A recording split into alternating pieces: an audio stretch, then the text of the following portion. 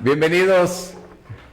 Tenemos una oportunidad fuera de cámaras de estar compartiendo algunos detalles, puesto que la tecnología nos limitaba un poquito, pero gracias a Dios ya los técnicos depuraron este tiempo. Bienvenidos a todos los presentes, como a través de las redes sociales. Un placer, un gusto compartir el día de hoy la palabra del Señor y a la vez agradecido por permitirnos este tiempo tan precioso. El libro de los Hechos nos ha venido proveyendo de una gran cantidad de recursos, de lecciones y a la vez de prácticas que son vitales para seguir adelante.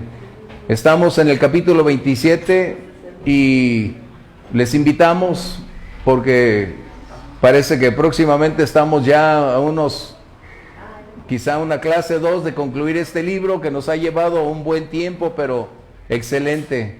Se ha convertido en un buen barco de viaje para conducirnos a lo largo de estos días.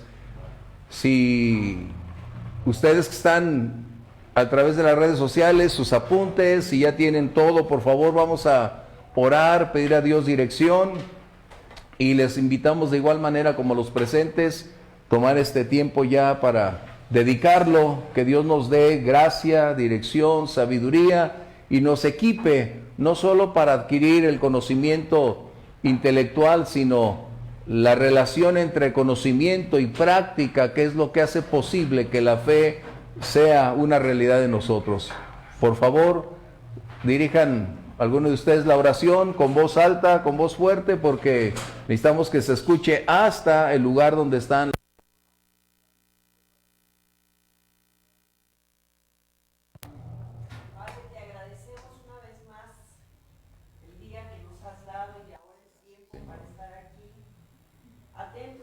Escudriñar tu palabra, Señor, que sea tu Espíritu revelándonos a cada uno en la medida, en la estatura que hemos estado teniendo el conocimiento de tu palabra. Sí, Señor. Dios, a quien nos acompaña.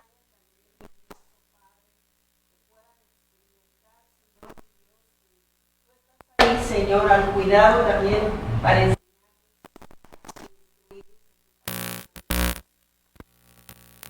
Señor, mi Dios, aplicar también en nuestra vida diaria.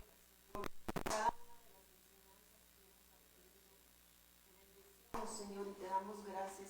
En el nombre de Jesús. Amén, amén.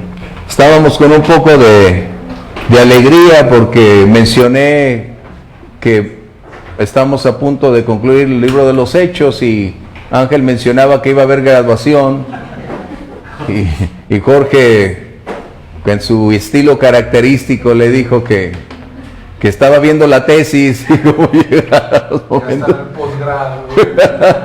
El Señor nos ayude. Bien, el libro de los Hechos, capítulo 27 y los versos del 13 en adelante van a aportarnos una gran cantidad de revelación, de conocimiento. Déjenme nada más mencionar brevemente que Lucas a lo largo del libro nos ha mostrado una diversidad de facetas, desde la enseñanza, la predicación, la oposición, la forma en que las cosas se hacen, pero este capítulo 27 tiene una característica totalmente distinta.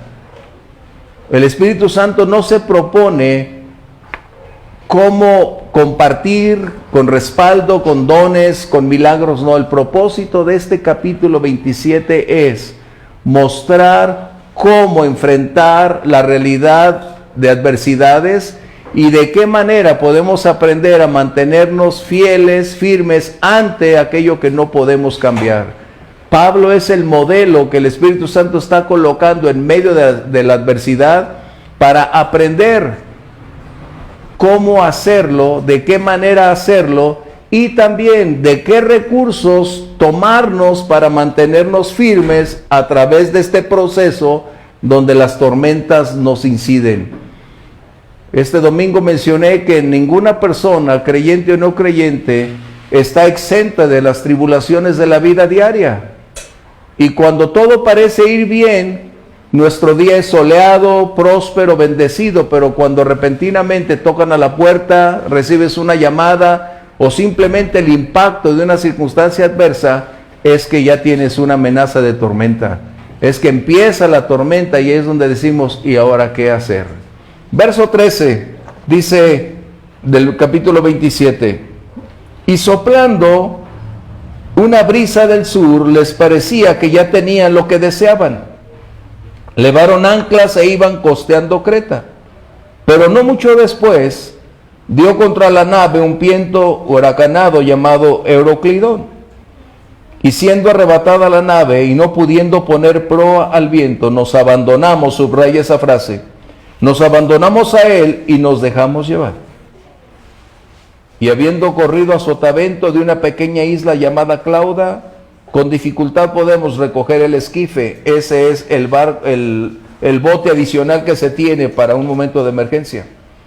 Y una vez subido a bordo, usaron refuerzos para ceñir la nave, y teniendo temor de dar en la sirte, arriaron las velas, quedaron a la deriva, pero siendo combatidos por una furiosa tempestad, al siguiente día empezaron a lijar. Y al tercer día con nuestras propias manos arrojamos los aparejos de la nave. Y no apareciendo ni sol ni estrellas por muchos días, acosados por una tempestad no pequeña, subraya esta frase también, ya habíamos perdido toda esperanza de salvarnos. Lucas está escribiendo. Lucas se incluye en el contexto no solo de los pasajeros o de la tripulación, que desconocemos si eran creyentes o no. Había presos, por supuesto, había marineros de experiencia, había soldados, y todos participaron en un momento determinado para aligerar la carga. Pero el punto es que los discípulos entran en una condicionante de la que no podemos sustraernos ninguna persona cuando las circunstancias nos amenazan. ¿Cómo reaccionamos? La semana anterior o la clase anterior vimos acerca de enfrentando las tormentas, y ahora nosotros es cómo enfrentar lo que nos confronta. Y es que cuando llega el momento exigido, nuestras reacciones van a emerger, y esos son o es un parámetro que va a definir lo que verdaderamente somos. Es ahí donde necesitamos entonces aprender a no permitir a nuestras emociones, a nuestros sentimientos, ni a las propias circunstancias determinar nuestra reacción. Lo que por el contrario necesitamos aprender es que tenemos recursos que la gran mayoría de personas no tienen. Los recursos que tenemos son las promesas de Dios, es reconocer que Dios es soberano, y el ancla más sólida que tú y yo tenemos es seguir confiando en Dios a pesar de y en contra de las circunstancias. Dios puede permitir en su soberanía algo que quizás nosotros pedimos y no se nos conceda, pero Dios sigue teniendo el control de todas las cosas. Y es lo que estamos aprendiendo.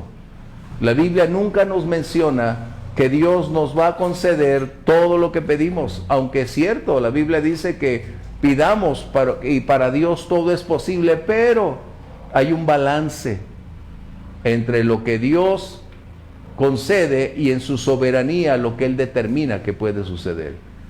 Eso a mí me ha ayudado muchísimo en mi vida, cuando entiendo que en su soberanía hay cosas que no puedo cambiar, cosas que van a ocurrir dentro, que pueden hacer que mi vida sea un poquito difícil, que haya lágrimas, que haya momentos de estrechez, circunstancias adversas, pero sé que si Dios así lo dispuso, Dios estará conmigo en todo ese proceso.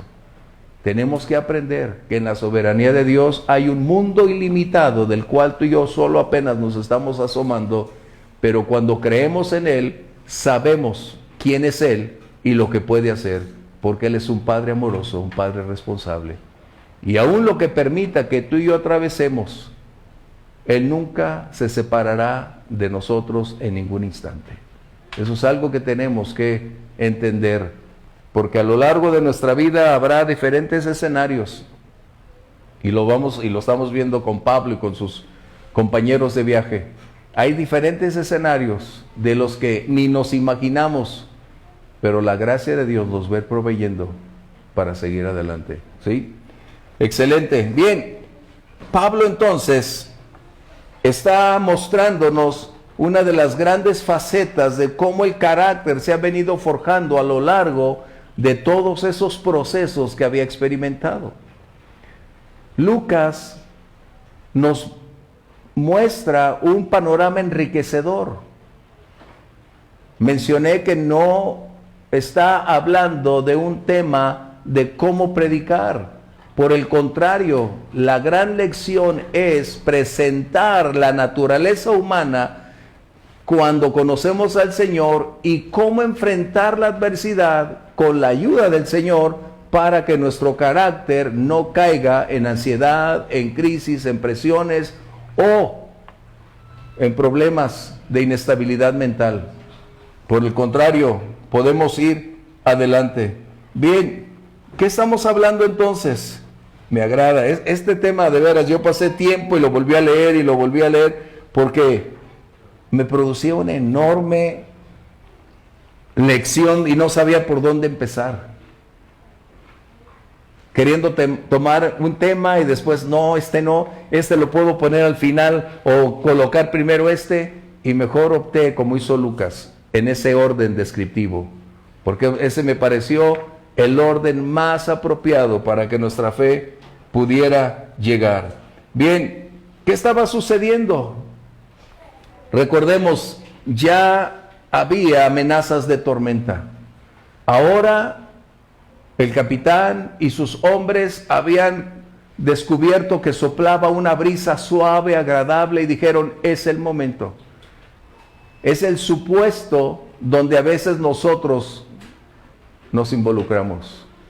Cuando creemos que las circunstancias son las idóneas para lanzarnos, cuando en realidad lo que tú y yo necesitamos es aprender a movernos con la voluntad de Dios. Por eso Pablo había advertido que no debían moverse. Pablo no era un experto navegante, pero conocía al Dios que maneja los vientos.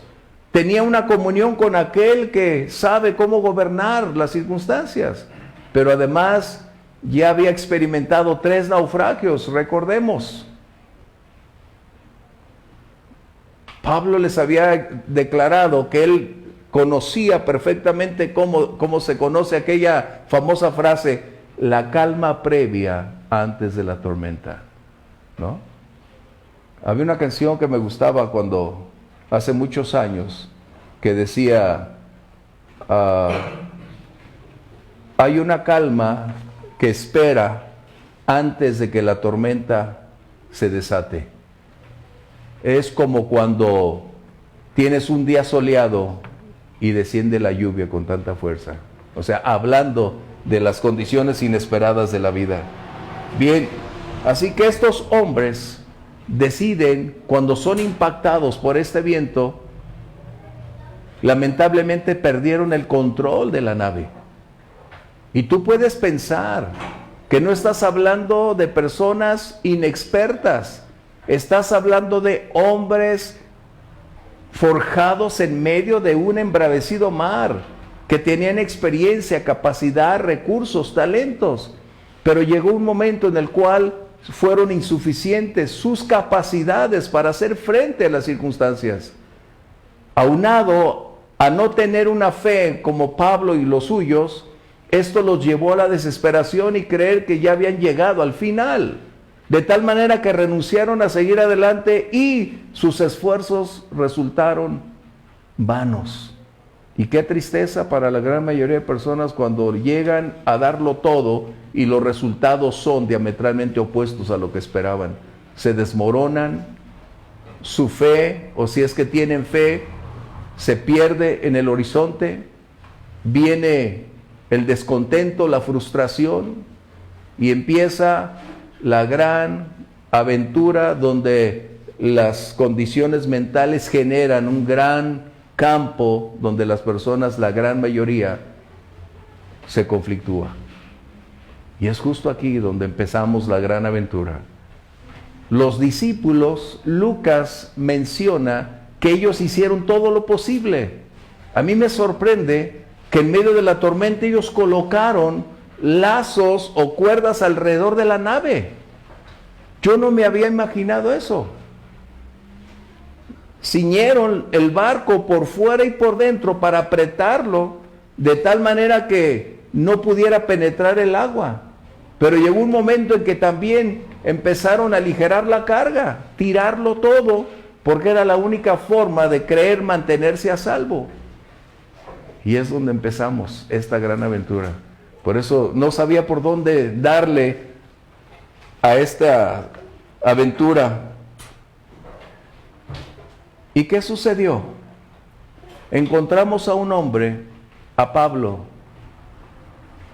en medio de la adversidad, experimentando las mismas circunstancias que todos, incluyendo sus compañeros de viaje, pero sin caer en la desesperación.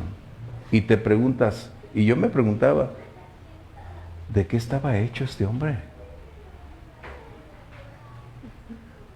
¿Qué había en él que lo hacía distinto en medio de esa adversidad? Él estaba experimentando el azote del viento, las olas arriba y abajo. Algunos de ellos probablemente estaban mareados porque un barco a ese punto, las personas pierden el equilibrio. Pero Pablo estaba ahí, dándonos una muestra, el Espíritu Santo, de que hay entonces oportunidades para aprender a desarrollar el carácter y saber cómo mantener el control cuando las cosas no van bien. Eso es muy, muy importante. La gran mayoría pierde el control cuando las cosas no están bien. Algunas personas atentan contra su propia vida cuando las cosas no van bien. Pero nosotros tenemos una gran cantidad de recursos. Bien, ¿qué estamos hablando entonces? Pablo reconoció estar en la voluntad y en las manos de Dios. ¿A qué me refiero con eso? Pablo no eludió la responsabilidad que había en él para aceptar que estaban en ese barco porque había un propósito específico. Pablo no le confirió ni al enemigo ni a la oposición que esa tormenta se generara para impedirle cumplir el propósito al cual Dios lo había llamado. Y es aquí donde aprendemos algo. Cuando nuestra vida camina en la voluntad del Señor, esto no implica estar exentos de conflictos. Pueden venir tormentas y Dios las puede permitir, pero eso no significa que estemos fuera de la voluntad de Dios. Hay algo que necesitamos colocar, porque siempre cuando enfrentamos lo adverso, siempre estamos conscientes, al menos en nuestra mente, que el enemigo no quiere que lleguemos, que no alcancemos nuestro propósito, pero habrá circunstancias que así se van a presentar. El Señor Jesús dijo algo, Juan 10:29, por favor.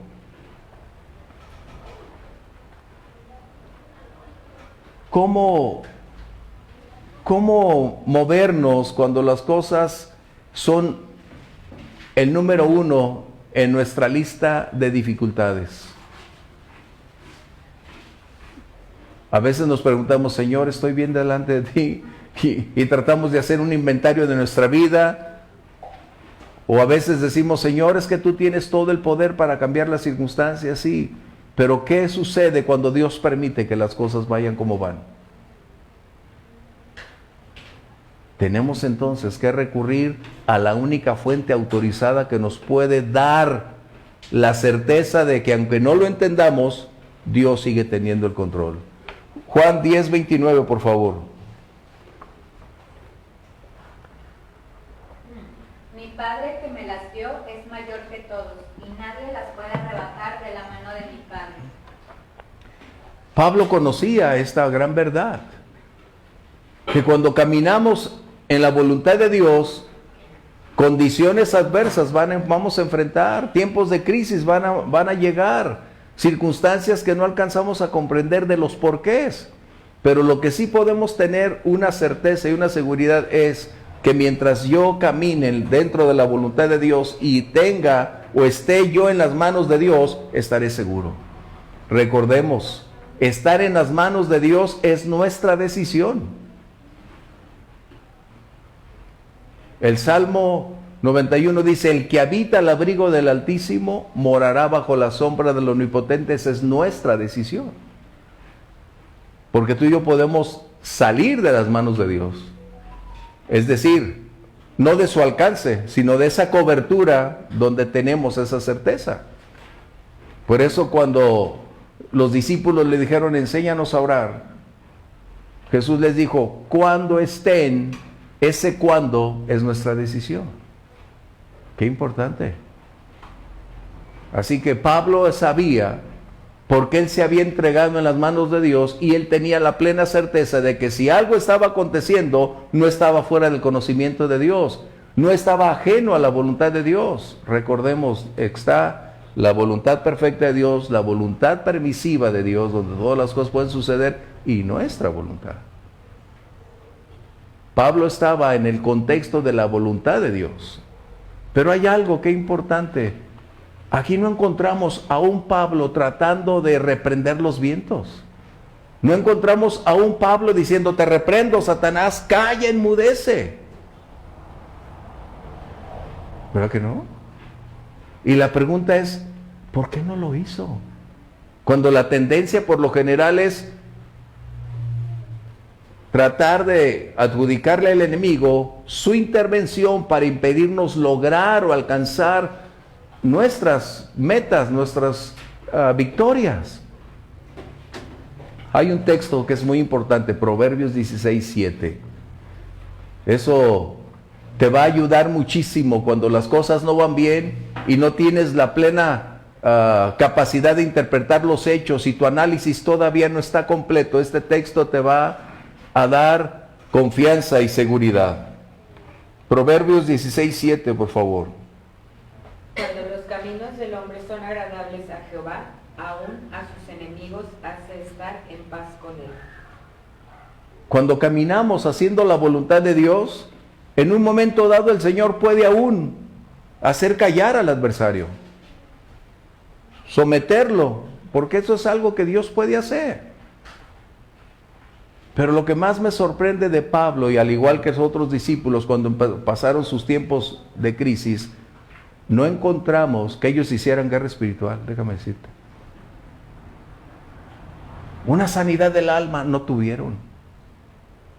Ellos no entraron en una circunstancia de esa naturaleza. ¿Por qué? Porque tenían una comunión con Dios y habían aprendido como Job de relación, de comunión, quién es Dios y lo que Él es capaz de hacer.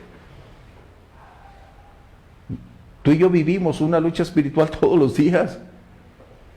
Pero hay momentos en que necesitamos distinguir el origen de las circunstancias.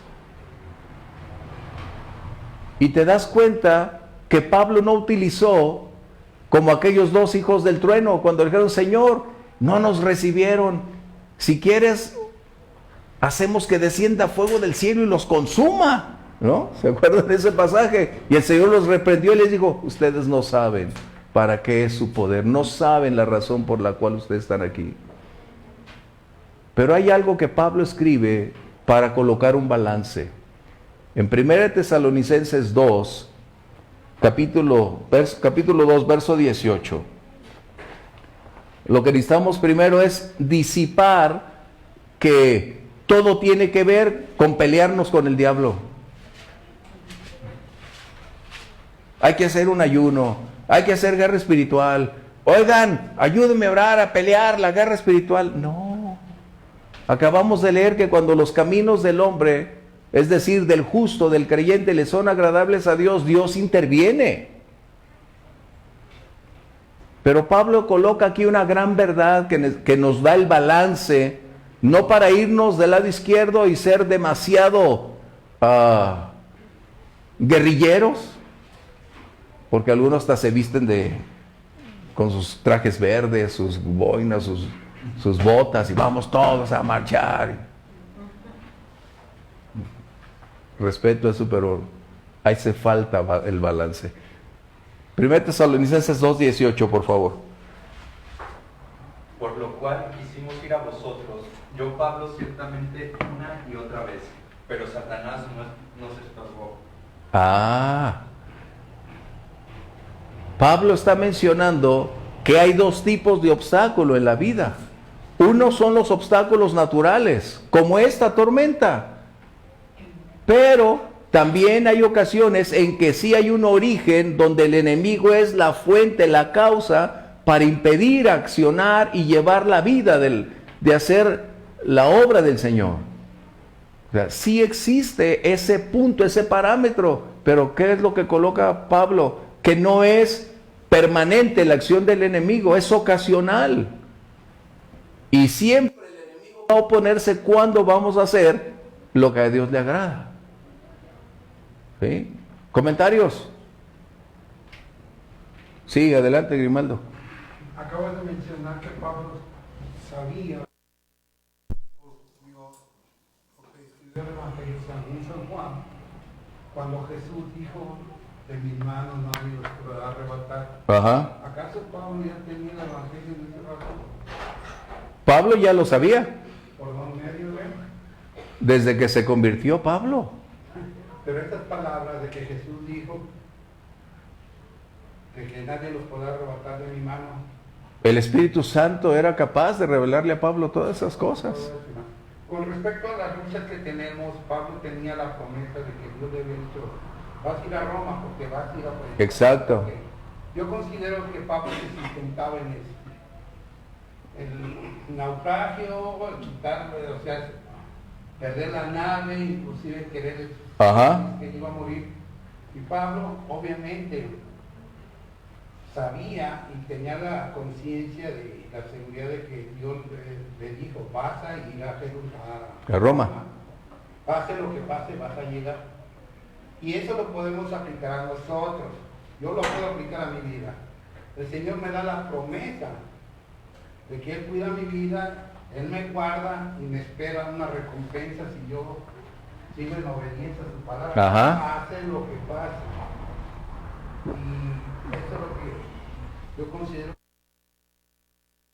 en estos momentos, porque en Corintios dice, aún perdimos la esperanza de vivir, o sea, hay manifiesta que allí sí. Exacto. Sí. Pero en esta cuestión de los hechos, entiendo que Pablo tenía esta firme seguridad que tenía que ir fuera, si fuera posible, nadando. Pues me adelantaste, Grimaldo. Pero eso es cierto. O sea, esa es la verdad que tenemos que colocar. Por eso mencioné en la introducción que confiar en las promesas de Dios, confiar en la soberanía de Dios es algo que nos debe mantener. Sí, Ramosita. Y yo creo que se confirma de alguna manera. Pablo estaba confiando en lo que Dios le había dicho de que iba a ir a Roma. Amén, así es. Y yo te preguntaba hace días si creías que había ido a España. Y leí en algún comentario que pues tal vez fuera su deseo íntimo, no es que Dios le haya dicho que fuera a España, porque igual hubiera ido como a Roma, ¿no? Sí. Tal vez nada más era deseo de él en su corazón, y leí que a lo mejor de joven había leído, dice aquí en el Salmo 72, los reyes de Tarsis y de las costas traerán, los reyes de Tarsis y de las costas traerán presente, los reyes de Saba y de Seba ofrecerán dones. Y tal vez, como estaba hablando de Tarsis y eso, a lo mejor él se tenía parte de que podía llegar también a España, ¿no? Pero si Dios no le dijo, pues... claro, hay deseos. Indicio de que sí llegó a España. Exacto. A Roma sí, Dios se lo Así es. Entonces, España no sabemos, porque la Biblia no registra un viaje de Pablo a España, pero fuera probable porque también representaba una metrópoli, una ciudad cosmopolita donde podría llevar el evangelio, pero pues al Señor no le plació, pero estaba tal vez en el corazón de Pablo hacer eso. Bien, tomando este punto para concluir, hay dos cosas que necesitamos mantener. Habrá condiciones naturales que forman parte de nuestra vida de oposición, que serán algo que nosotros debemos aprender por discernimiento, por oración, que nada tiene que ver el adversario en un contexto de esa naturaleza. Pero habrá ocasiones en que cuando oramos, entendemos que el enemigo está una y otra vez tratando de cerrarnos el paso, de bloquear nuestra salida, de impedir que lleguemos a la meta. Entonces tendremos que orar y hacer la voluntad de Dios, pidiendo también que el Señor reprenda al adversario. Así que el enemigo en cierta manera sí entrará en una oposición, pero no significa que todo el tiempo estemos teniendo al enemigo en mente. Porque a veces la gente se convierte, al menos una gran mayoría de creyentes se convierte en admiradores secretos del diablo. Todo el tiempo está en sus mentes, todo el tiempo están orando, todo el tiempo... Y dices, ¿qué? Nuestra vida no depende del enemigo. Es un adversario que no gobierna ni define nuestro presente ni nuestro mañana. Quien define nuestra vida es el Señor. Que habrá oposición, por supuesto, pero esa oposición puede ser superada con la ayuda de nuestro Dios. ¿Bien? Bien, hay tres versos que son muy importantes y vamos a ver en el verso 21 al 25, pero los versos 23 al 25 nos dan la clave de cómo interpretar todo este contexto del capítulo 27. El Espíritu Santo a través de Lucas nos revela que el propósito principal no era mostrarnos cómo saber predicar, cómo saber compartir el Evangelio, sino cómo aprender a mantener la calma cuando la adversidad nos impacta.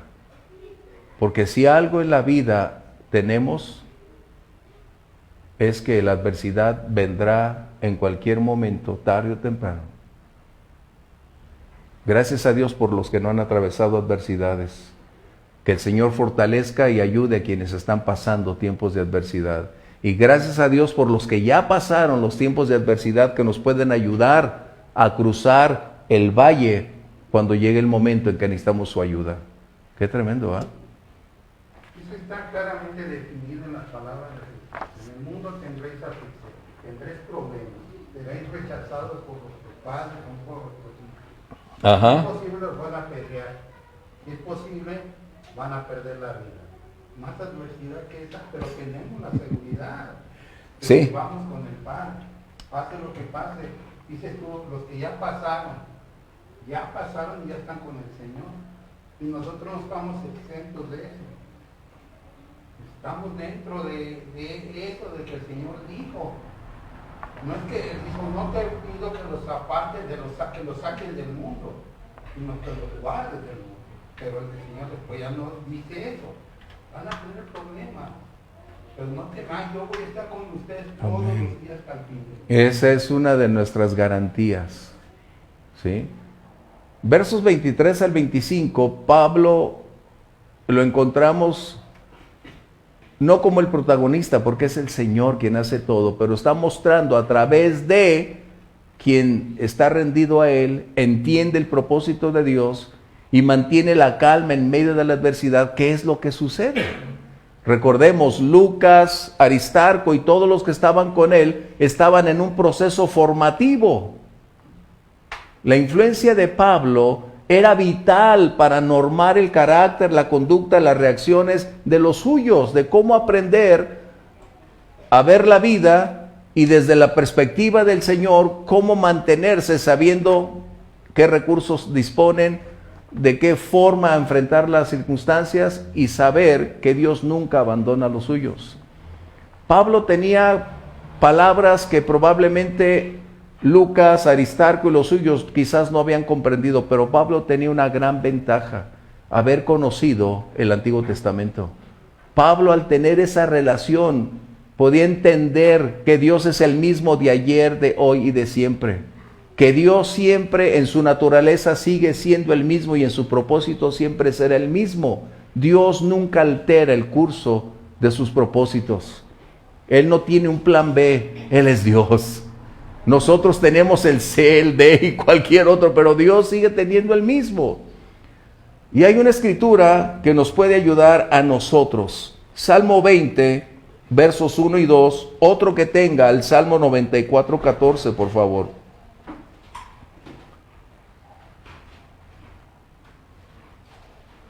Lo que Pablo está manifestando no es simplemente porque era un superhombre.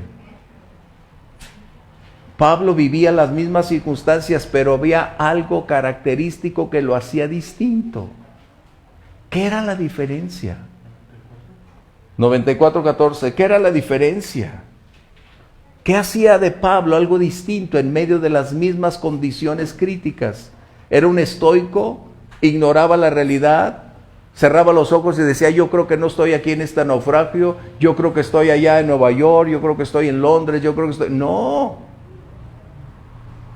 Pablo era un realista, pero tenía una certeza que lo hacía mantener paz en medio de la adversidad. Salmo 20, 1 y 2, por favor. Jehová te oye en el día de conflicto, el nombre del Dios de Jacob te defienda, te envíe ayuda desde el santuario y desde Sión te sostenga. ¡Wow! Pablo conocía estas promesas. Y es lo que a ti y a mí nos debe brindar oportunidades cuando pasamos los tiempos de crisis, poderle decir, Señor, tu palabra dice que tú enviarás ayuda desde tu santuario, Señor, que no me vas a dejar solo en medio de la adversidad, que no voy a atravesar solo este trago, Señor, que si así fuera, tú me sostendrás en medio de esto, Señor. Eso es lo que nos da fe en medio de las tormentas, que Dios enviará ayuda, ¿no? Sí, Salmo 94, 14, por favor. Porque no abandonará Jehová a su pueblo, ni desamparará su heredad. Dios no permanece indiferente. Dios no es estático, Dios es activo. Dios siempre tiene un alto grado de interés por los suyos. Dios no tiene por costumbre dejar solos a quienes Él ama y lo aman. Por el contrario, cuando conocemos quién es Dios, nos damos cuenta que jamás renunciaría a nosotros. Si envió a su Hijo antes de que fuéramos su familia, cuando éramos adversarios, y nos amó de tal manera que dio a su Hijo, como escribe Pablo en Romanos, ¿cómo no nos dará con Él todas las cosas? Es Romanos 8, si alguien lo tiene. Romanos 8, 30 y algo. ¿Quién?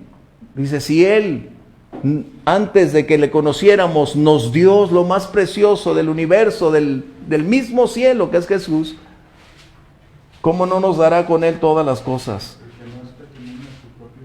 Así es. Y continúa la lectura ahí que tenemos. Así que Pablo conocía estas palabras.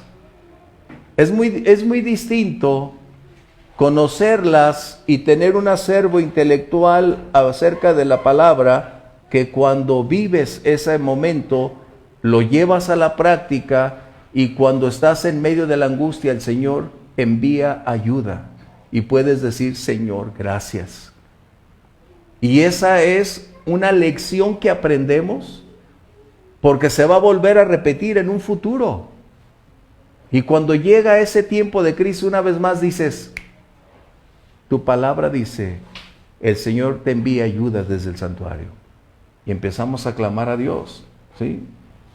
Bien, ¿por qué Pablo permanece? Verso 22, voy a leerlo.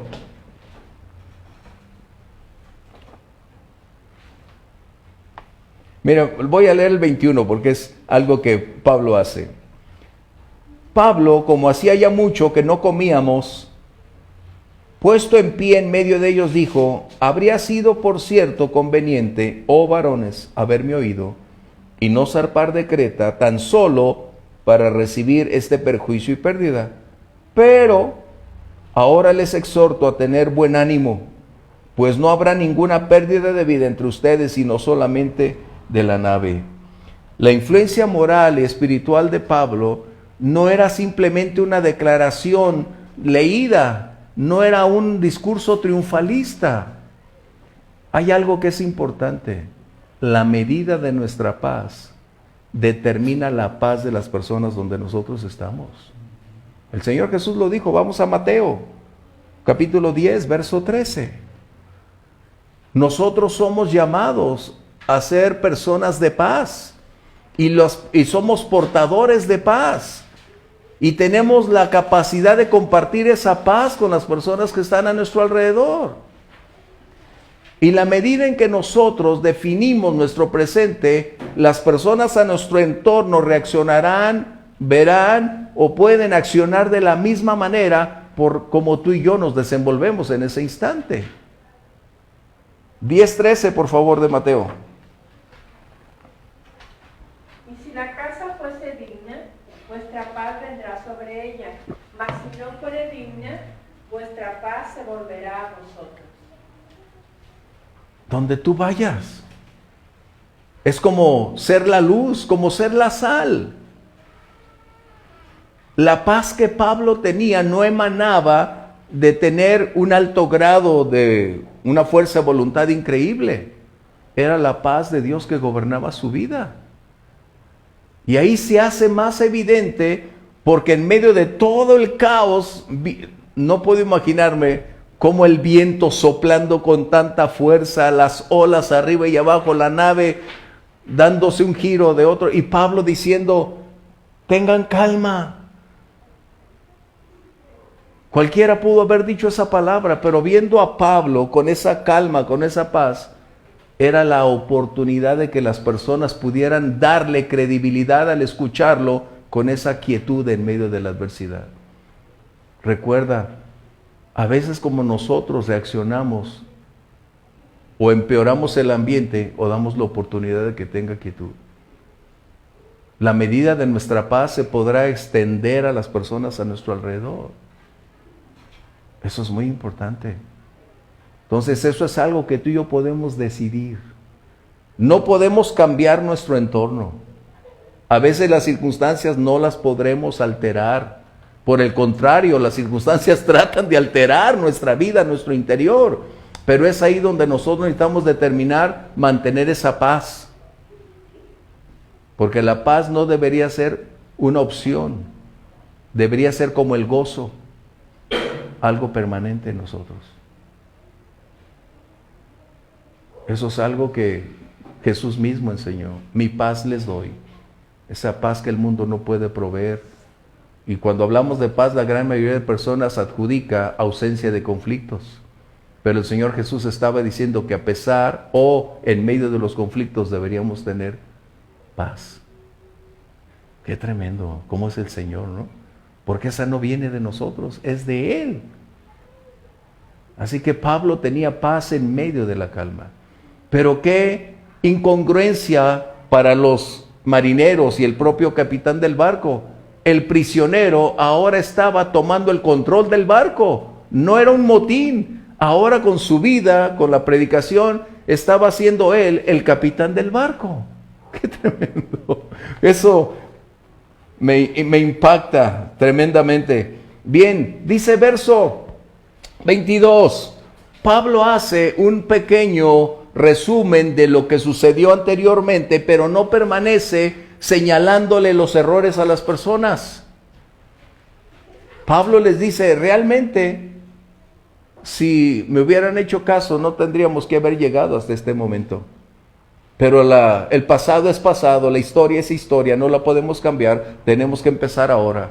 Así que vamos adelante. Les empiezo a exhortar a que tengan ahora buen ánimo. ¿Por qué era el buen ánimo? Verso 23. Porque ha estado esta noche conmigo el ángel de Violeta, el ángel del Dios de quien soy, a quien sirvo, ¿no? Violeta, ya está. No es la Biblia de Violeta. ¿No? Ya Pablo tenía, como Grimaldo apuntaba acertadamente, que había una palabra de promesas donde no existiría ninguna pérdida humana. Pero aquí es donde entramos. ¿Qué sucede? La actividad angelical siempre se ha convertido en un escenario donde Dios comunica sus planes, sus acciones a los suyos. Esta no sería la excepción. ¿Recuerdan lo que leímos? El Señor te envíe ayuda desde el santuario. Pablo no solamente estaba pidiendo por él, estaba pidiendo por las personas que estaban ahí. Eran 276 personas las que estaban en ese barco. Un Titanic pequeño. 276 personas estaban ahí. Así que Pablo estaba orando no solo por su seguridad, no solo por los suyos, sino por la gran cantidad de personas que estaban ahí. Qué bueno es Dios. Porque así como Pablo llevaba paz, el Señor a través de los suyos, como era Pablo y sus compañeros de viaje, les dio la oportunidad a esos pasajeros, a esos tripulantes, de salvar la vida. En la providencia de Dios, y a veces, ¿cómo definimos la providencia? La providencia es la anticipada acción divina o preparando los escenarios previos antes de que suceda para proveer todos los recursos y tener la solución al conflicto que se está enfrentando. Por eso cuando oramos tú y yo, Señor, envía tu provisión o envía tu providencia, es la anticipada condición para cuando llegue el momento Dios provea abundantemente. Así que los ángeles para ti y para mí no deberían ser algo que ignoremos, pero tampoco tratar de colocar a los ángeles en una posición de supremacía, de adoración, de prenderles velas, de hacer de los ángeles un culto. Recordemos los ángeles, primero, Hebreos 11.1, Hebreos 1.7, 11.1 es la fe. Yo dije, no, vamos a hablar Hebreos 11.1. Hebreos 1.7. Hebreos 1.7, y el verso 14. Primero vamos a leer el primer verso, el 7. 1.7, por favor. ¿Quiénes son? ¿Cuál es su naturaleza? Pablo no se asombra de haber tenido un encuentro con un ángel. Recordemos, Pablo había declarado en 1 Corintios capítulo 4, cuando dice que debemos poner los ojos en el mundo invisible. No está hablando de algo abstracto, está hablando de realidades que están ahí, que no podemos ver a simple vista, pero eso no implica que no existan. Y los ángeles son seres reales. Vamos a leerlo primero antes de continuar. 1.7.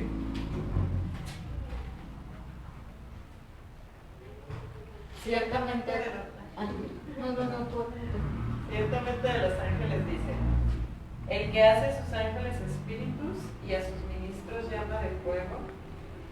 Ok, primero, el escritor de Hebreos, aunque no tenemos escrito quién es, lo más probable, Pablo, por todos sus antecedentes y la mención de Timoteo y toda la etimología que está ahí, pero el punto es, está escribiendo que los ángeles, la naturaleza de los ángeles son seres espirituales, sin limitaciones de tiempo y espacio.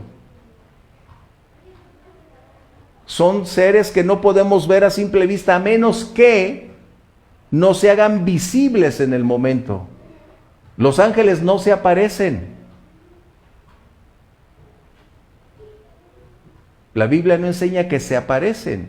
Los ángeles son seres reales que cuando tienen que comunicar un mensaje o hacer una condición física, se hacen visibles al ojo humano. Es muy distinto. Por eso encontramos cuando dicen que cada uno de nosotros tenemos un ángel, no lo podemos ver. Pero eso no implica que no esté un ser real ahí con nosotros. Verso 14 de este capítulo 1, por favor. No es tiempo de hablar de los ángeles, ya hemos hablado al respecto. Pero simplemente es para colocar que Pablo estaba ya entendiendo que los ángeles siempre habían formado parte desde el principio. ¿Sí? Adelante con el 1.14, por favor. No son todos espíritus ministradores enviados para servicio a favor de los que serán herederos de la salvación. ¿Cuál es el propósito entonces de los ángeles? ¿Cuál? Servir. Servir a quienes formamos parte de la familia de Dios. Recuerden eso. No son para nuestra adoración, no son para rendirles culto, no es para ponerles una veladora, no es para decir, bendito ángel de mi guarda, no te separes de mí de noche ni de día, ¿no?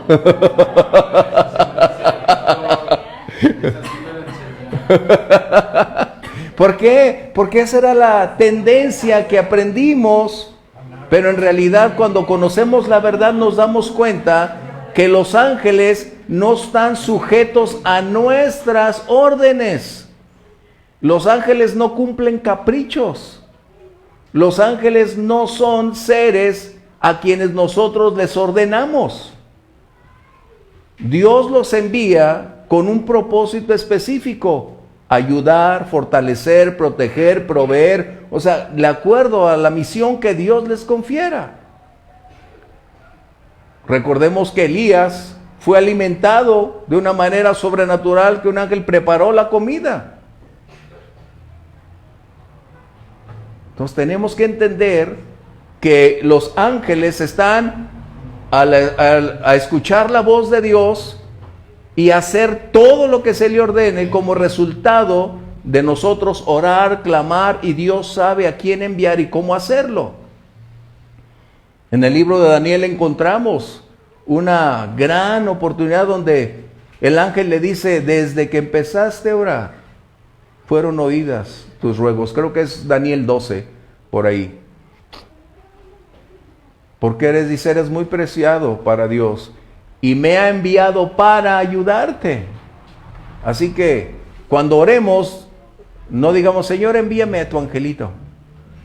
No, Señor, envíanos tu ayuda, Señor. Y si es necesario, envía ángeles, mi Dios, ¿no? Pero recordemos, a veces los ángeles son personas de carne y hueso que vemos. Dice la palabra que algunos, sin saberlo, han hospedado ángeles.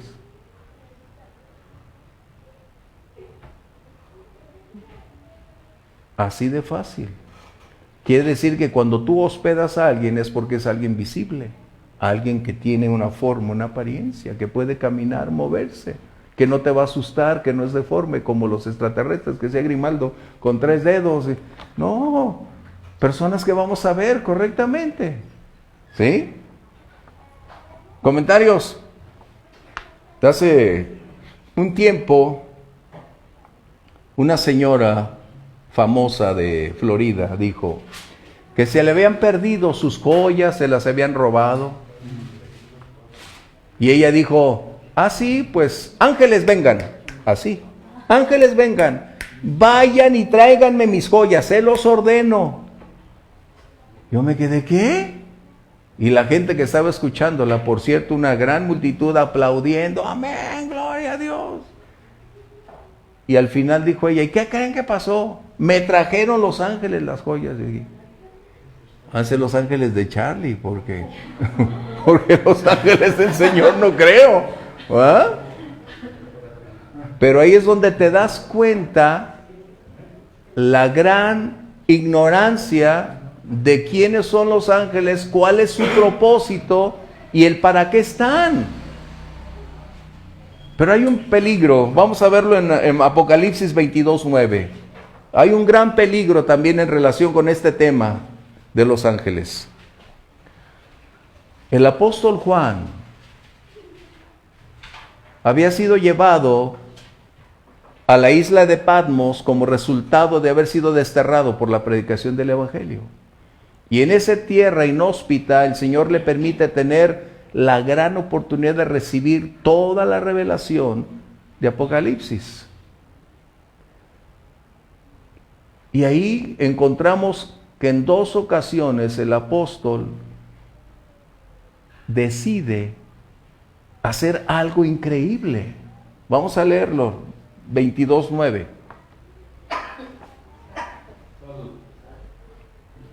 Pero él me dijo: Mira, no lo hagas, porque yo soy consiervo tuyo, de tus hermanos los profetas, y de los que guardan las palabras de este libro.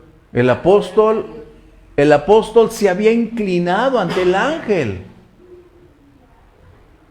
Y el ángel lo reprende y le dice, no lo hagas. El ángel no acepta ninguna condición que esté en contra de la voluntad de Dios. Y Juan tiene que levantarse y entender lo que dice el ángel, porque yo soy un consiervo tuyo. En otras palabras, soy un colaborador para construir y hacer de la voluntad de Dios la prioridad. Qué tremendo, ¿eh? Ese es un enorme riesgo. Y hoy hay un culto a los ángeles enorme, enorme. Y tenemos que darnos cuenta que es totalmente opuesto a la voluntad de Dios. Los ángeles estarán a nuestra disposición siempre y cuando Dios los envíe. ¿Sí? ¿Comentarios? ¿Comentarios? Así que Dios ¿tendrá hoy todavía ángeles para enviarlos a nuestra ayuda? Por supuesto. Dios es el mismo, recuerden. Dios no te va a decir, te voy a enviar a mi ángel. No, Él simplemente después de que oramos, Él tiene recursos ilimitados para cumplir su propósito. Y Él puede enviar a un ángel y hacerse visible y no nos damos cuenta quién es. O puede simplemente emerger y cumplir su propósito y las cosas nos han salido o nos ha librado de peligros, de riesgos y estamos de pie. Qué tremendo, ¿eh? Bueno, no es el tema, pero era necesario colocarlo. ¿Sí? Bien, vámonos al siguiente verso. Verso 23. Estos son los principios que tú y yo podemos aprovechar porque son para ti y para mí. Dice, porque esta noche ha estado conmigo el ángel de Dios, dos cosas, de quién soy y a quién sirvo. Qué tremendo. Cuando nos damos cuenta que somos dependientes de Dios y que Él tiene cuidado de nosotros. El Salmo 23, ¿qué dice? El Señor es mi pastor y nada me faltará. Ese salmo, que son 6 versos, declara que cuando nosotros somos ovejas de Él, Él tiene cuidado, provisión, protección. Él nos alimentará, nos cuidará. Él siempre estará al pendiente nuestro. Él está diciendo en otras palabras que cuando estamos en sus manos podemos descansar y saber que Él tiene el cuidado en cada momento de nuestra vida. Que aun cuando pasemos, como dice ahí, por el valle de la sombra y de la muerte, no temeré mal alguno. No está haciendo exentos del riesgo, como Grimaldo lo decía apropiadamente, pasaremos tribulaciones. Pero dice ahí el Salmo 23, aunque ande en valle de sombra de muerte, no temeré mal alguno. ¿Por qué? Porque tú estarás conmigo. Qué tremendo, ¿no? Vamos a verlo. Salmo 23. Jesús mismo declaró que Él era el buen pastor. El buen pastor su vida dio por las ovejas. El buen pastor conoce a sus ovejas y sus ovejas le conocemos. El buen pastor tiene cuidado de nosotros. Es como Pablo escribiría que ningún soldado paga sus propios gastos. Un soldado depende de quien lo contrató.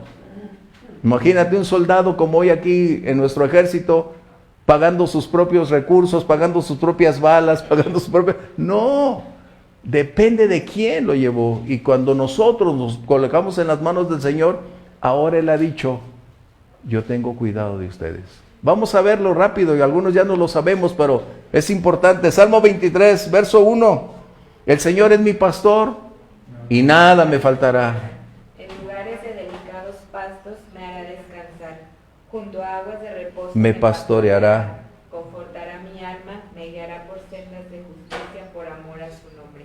Aunque ande en valle de sombra de muerte, no temeré mal alguno, porque tú estarás conmigo. Wow. Ciertamente. ¿Qué dice? Tu vara y tu callado me infundirán aliento. Aderezas mesa delante de mí en presencia de mis angustiadores. Unges mi cabeza con aceite. Mi copa está rebosando. Ciertamente. Bien y la misericordia me seguirán Todos los, ¿cuándo? Todos los días de mi vida. Y en la casa de Jehová. Ese es nuestro destino. Por largos días. Eso es lo que dice. No lo sabemos a veces de memoria, pero la lección práctica es que Él tiene cuidado de ti, de mí. Él es el pastor más responsable que hay. Él conoce sus ovejas, conoce nuestras debilidades, conoce nuestras necesidades, sabe dónde estamos parados, qué estamos enfrentando. Por eso podemos decir gracias, Señor, porque tú eres mi pastor y nada me faltará. Eso es lo que está diciendo Pablo, el ángel de quien soy, es decir, de quien pertenezco. Y esa es la gracia del Señor, que Él ha prometido tener cuidado de nosotros cada día de nuestra vida. Qué privilegio que Él nos da, suple, envía, abre puertas, cierra puertas, reprende al adversario, nos libra de peligros.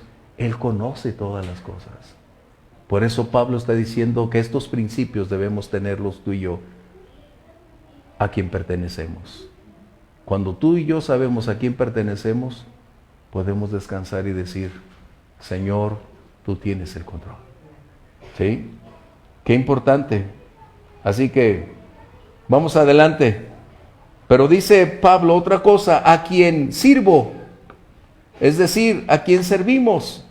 Y permanecer en el servicio que el Señor nos ha asignado es la gran oportunidad de saber que el presente o las circunstancias, como decía en Romanos, porque ni lo alto, ni lo presente, ni ninguna cosa creada nos separará del amor de Dios. Es decir, que cuando estamos en el servicio que Dios nos ha conferido, tenemos la gran oportunidad que aunque pasemos la diversidad de circunstancias, el Señor va a cumplir su propósito. Hay una lectura en Job que me gusta. Job 23:14, que fue el primer libro que empezamos, Omar. ¿Hace cuándo empezamos? Job 23:14 y otro el Salmo 138:8, por favor.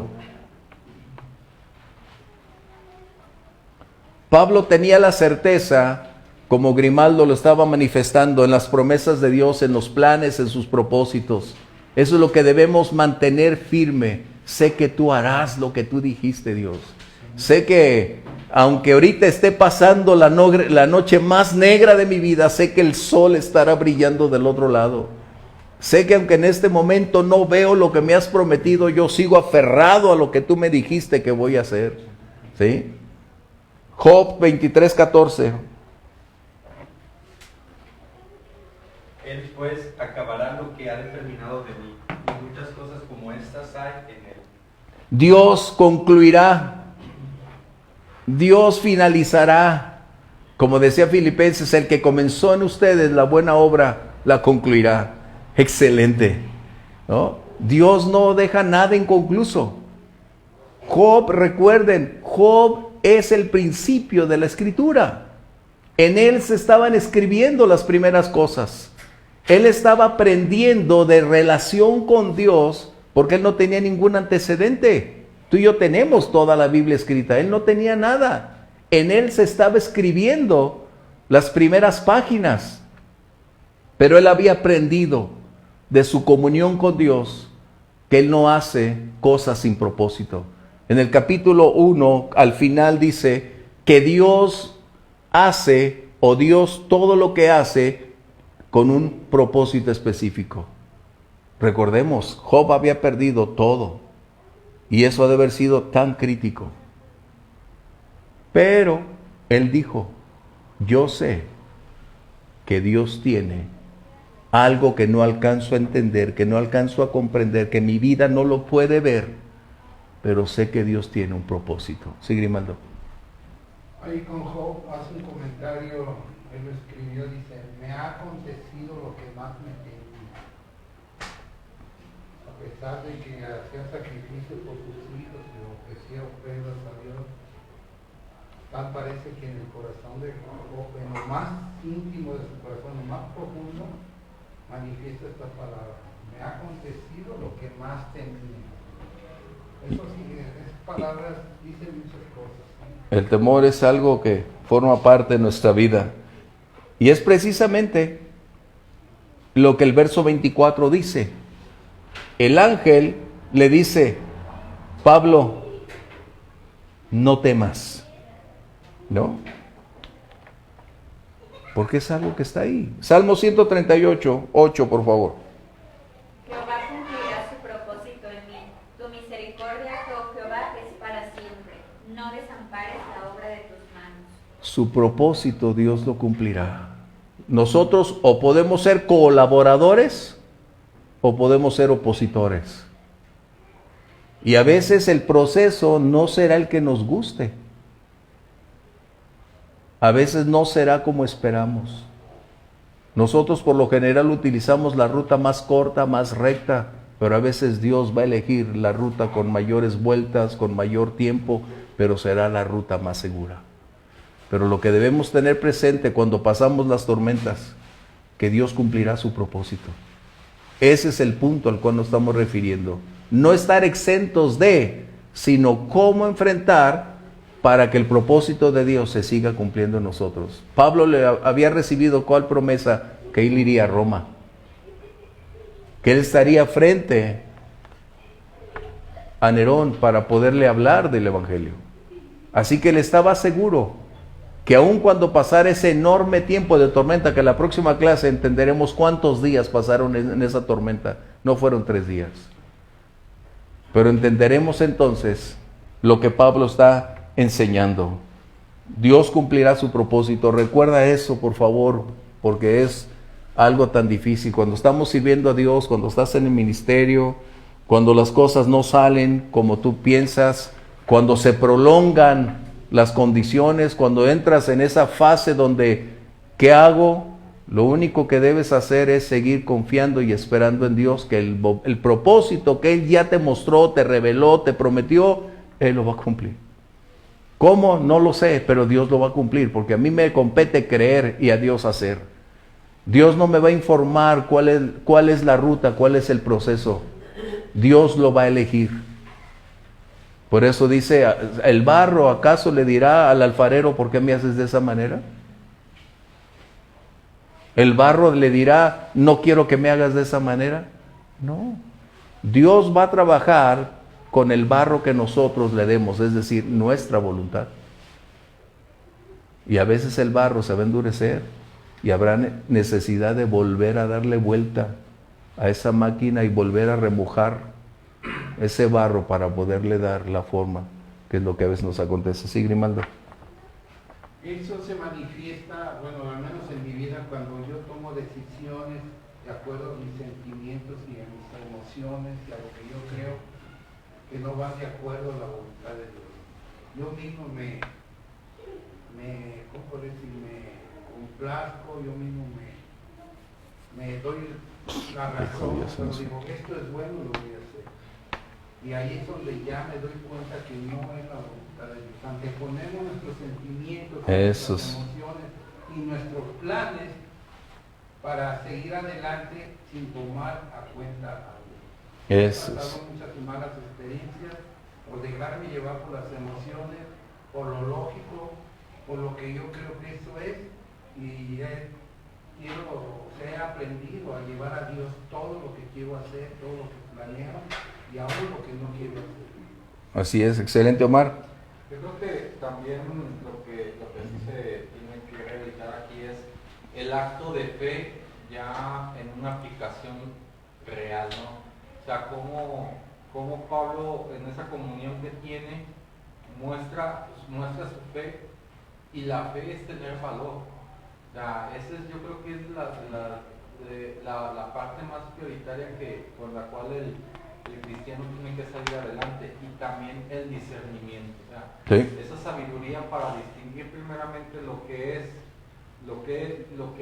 mi voluntad y lo que esté ejerciendo Dios para poderlo predicar, porque al final dice, porque soy de Cristo y sirvo a Cristo, soy de Dios y sirvo a Dios. O sea, soy de Dios porque ya está conformando, ya está predicando, ya está conformando una iglesia, ya es parte del cuerpo de Cristo y ya lo está utilizando para predicar a esos marineros que no creían. Y sirvo a Dios porque recibe el llamado, acepta el llamado y ejerce el servicio. Entonces, eso es bueno. Y como también el hecho de que haya gente que estuviera ahí sin creer y por suerte se salvó, ¿no? Está ahí. Sí, es que Dios da oportunidades. Bien, 2 puntos, qué excelente. 2 puntos para irnos rápido. En este verso 24, Pablo está diciendo en su declaración, Dios te ha concedido a todos los que navegan contigo. Pablo, sin lugar a dudas, estaba interesado, como Grimaldo y Omar han aportado, en brindarle oportunidad a las personas que navegan con nosotros a lo largo de nuestra vida. En la providencia divina, Él anticipó para que no fuese el final de esas 200 y algo de personas sin conocer ni escuchar de Cristo. Pablo no solamente ha de haber estado orando por preservar su vida. La gran prioridad que tenemos para orar por otros es desde el libro de Génesis. Abraham intercedió por las personas que pudiera haber en Sodoma. Y a veces estamos más interesados en, Señor, sácalos del problema, sálvalos de esto y sálvalos, y se nos olvida que la prioridad debe ser su salvación.